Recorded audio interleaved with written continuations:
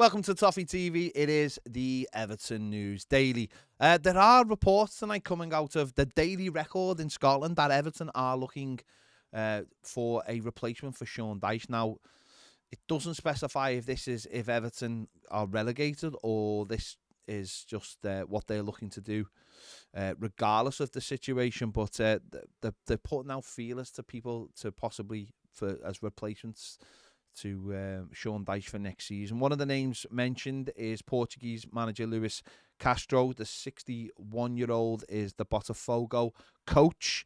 He's in his second season there. Yeah, I mean, you can understand maybe Everton might be looking elsewhere if the worst happens, but a bit of a strange one this. Duncan Castles has reported it tonight.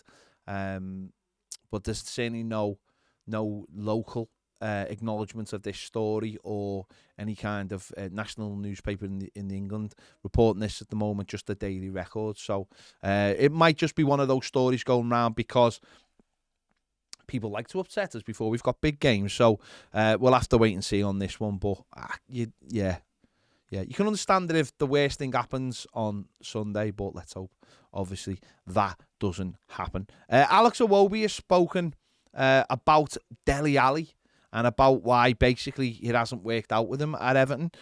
He's been speaking to a podcast. He said with him, and he will say it himself, he isn't a training player. He said unless it's a match in training and then you see Dele perform. When it comes to training matches, he is a joke. When it comes to drills, he tries, but because he's slow with it. When it comes to games, he will score an assist or something. It was hard for him to play. If you're not just doing it in training and all at the time, the manager needed reliable players. He couldn't really put his trust in him. We all knew Dele could have performed.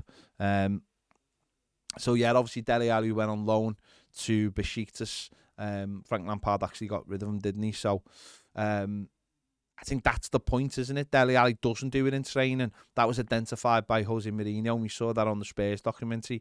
Clearly, Frank Lampard didn't feel he could justify him playing if he wasn't training hard enough. And you do get that feeling about him. You know, he's a player who just wants to play football and isn't really interested in doing the hard yards. So, and Alex Iwobi has confirmed it there. So we'll have to wait and see. He's still under contract at Everton next season. We'll have to wait and see what happens with him. But you can't imagine if Sean Dyche does stay at the club that he will last at the club. But we'll have to wait and see. Another Maverick who left the club maybe too early for a lot of people has been talking today, and that is James Rodriguez. And he was talking about his experience with Rafa Benitez when Rafa Benitez came to Everton as the manager. He said, when he arrived, he told me, go away. You are 30 years old, and I want young players who have energy. He said, I had an spectacular year with Everton, so I wasn't going to start fighting with him. But, I think that says it all, doesn't it, about that situation. James Rodriguez, probably with wages he was on and the way Benitez wanted to play, which I'll never quite know how he wanted to play, but didn't want players like James Rodriguez around who were just going to do their own thing. And I think the year before we got away with that because other people were doing a lot of the hard yards for him. Certainly Abdoulaye Doucouré. We benefited for that from the goals and from the assists.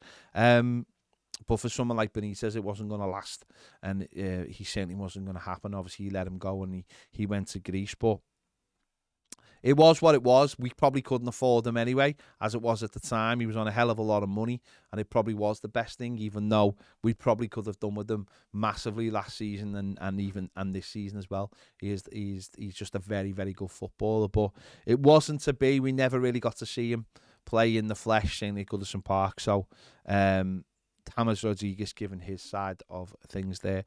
And one last piece of news today from Everton women. Izzy Christensen has revealed she will be retiring at the end of the season. I think they've only got one more game left, the Everton women's side. She previously played for City, Manchester City and Lyon. She had a very, very good career. She started Everton in 2008, came back in 2020.